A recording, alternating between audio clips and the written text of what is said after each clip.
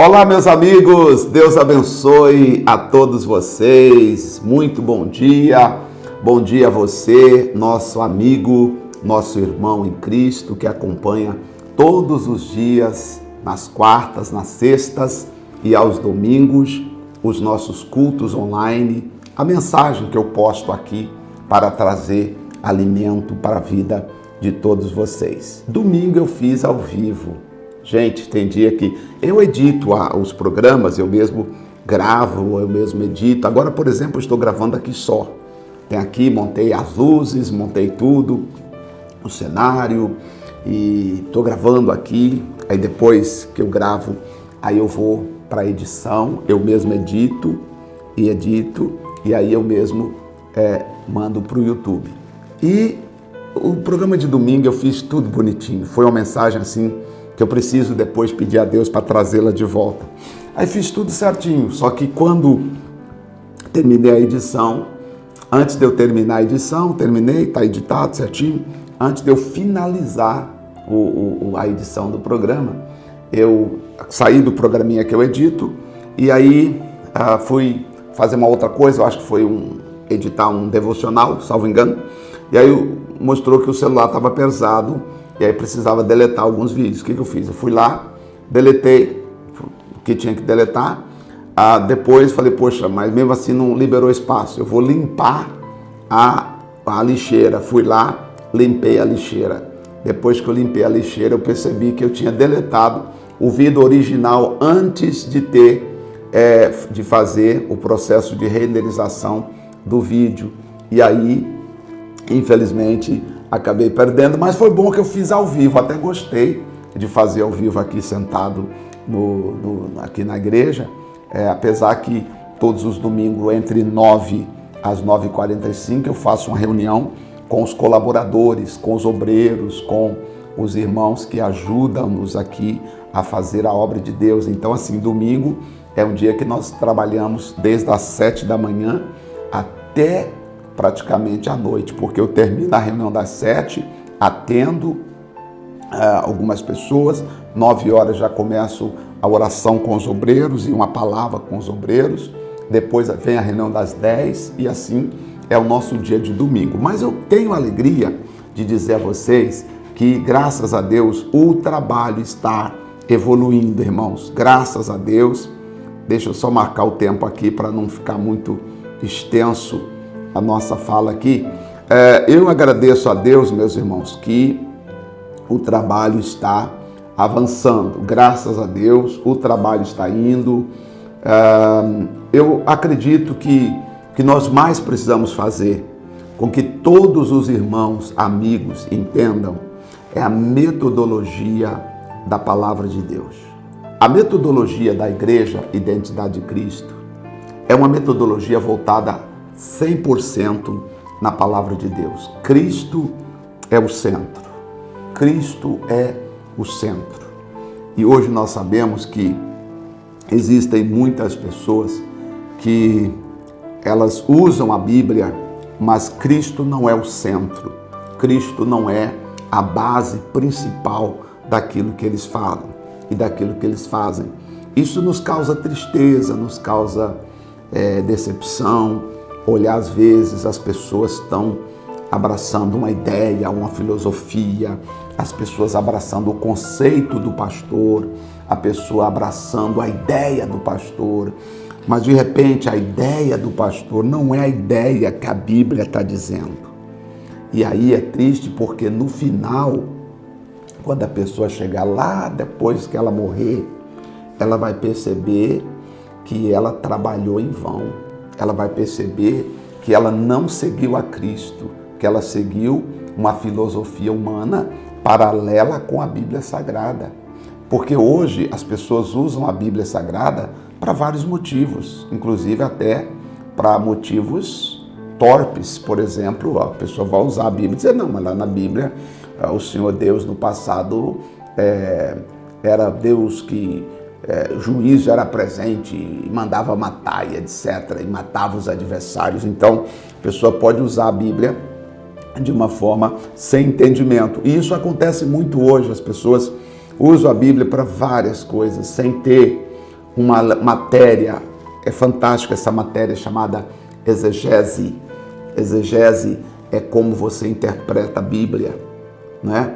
É você entender um pouco da interpretação da Bíblia, a arte da interpretação, talvez um pouco de hermenêutica também se faz necessário na vida de alguns pastores para entender a interpretação da Bíblia e deixar a Bíblia falar por ela mesma, porque a Bíblia fala por si só. Eu não preciso criar uma interpretação humana, eu só preciso entender e discorrer sobre o que a Bíblia está dizendo. E quando eu discorro sobre o que a Bíblia está dizendo, isso traz alimento para o coração das ovelhas de Jesus. Por exemplo, hoje em dia, a Bíblia Sagrada, ela tem mais de 8.000 promessas. Você sabia disso? Mais de 8.000 promessas, tá? Dentre essas promessas, que são mais de 8.000, existe uma promessa principal. A promessa principal é a vida eterna. O apóstolo João falou sobre isso na sua carta, primeira carta de João, capítulo 2, versículo 25. Vamos olhar? 1 João, capítulo 2, versículo 25. Pega a sua Bíblia. Seria interessante se você ouvir conosco, tá? Se você ler conosco aqui, é importante, porque você vai ter os seus olhos aí olhando o que está escrito. Por isso que eu sempre peço, se você tem a Bíblia, pega a Bíblia para você ler. E aí, o apóstolo João vai dizer para nós, dentro de um contexto, falando sobre o anticristo, né, que viria depois, tentando enganar as pessoas, tentando tirar as pessoas da presença de Deus, tentando afastar as pessoas de Deus, tentando implantar na mente das pessoas o materialismo, a necessidade de ter, a necessidade de possuir os bens materiais, a necessidade de construir coisas físicas para mostrar que Jesus está com elas. Eu digo que você não deve construir coisas físicas para mostrar que Jesus está com você. Você deve, sim, possuir coisas físicas, mas não se exaltar em cima das coisas materiais. A sua exaltação deve estar em Deus. E ele disse, o que gloria, glorie-se nisto, em me conhecer e saber que eu sou o Senhor. Não glorie o sábio na sua sabedoria, não glorie o forte na sua força, não glorie o rico na sua riqueza, nem glorie o bem-sucedido nas suas histórias de sucesso. O que glorie deve se gloriar em conhecer o Senhor e ser por Ele conhecido. Então, nós precisamos entender o que está escrito. Você não tem que correr atrás de ser e de ter muitas coisas. Claro, as muitas coisas, elas correrão atrás de você. Quando você abraça o primeiro princípio, a primeira promessa, chamada a salvação. E aqui está escrito, o apóstolo João está dizendo. E o que o apóstolo João vai dizer para nós? 1 João 2,25. E esta é a promessa que ele nos fez. E esta é a promessa que ele nos fez. A vida eterna. Então, João está dizendo aqui, olha, esta é a promessa que ele nos fez. É claro que aqui, João está dizendo que essa promessa da vida eterna é a principal promessa. Ela é a top das promessas. Todas as demais promessas, é claro que no passado, antes de Jesus Cristo vir a esse mundo, nascer, morrer, etc., as pessoas corriam atrás dos bens, corriam atrás de ter uma vida mais próxima de Deus possível, se sacrificando, pagando promessa, fazendo penitências, etc. e tal, porque elas queriam estar mais perto o possível de Deus. Hoje, para você estar mais perto de Deus, você precisa entender e abraçar a promessa da vida eterna. Você precisa entender 3 coisas. Jesus nasceu, morreu e ressuscitou para perdoar os teus pecados.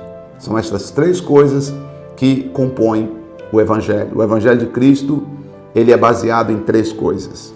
Vamos assim dizer. Jesus Cristo nasceu da Virgem Maria, ou seja, ele foi concebido pelo poder do Espírito Santo, no ventre de uma mulher que nunca tinha tido contato com o homem, ou seja, ele nasceu totalmente pela vontade de Deus, tá? Então ele nasceu, tá? Ele morreu, tá? Morreu por nós, né?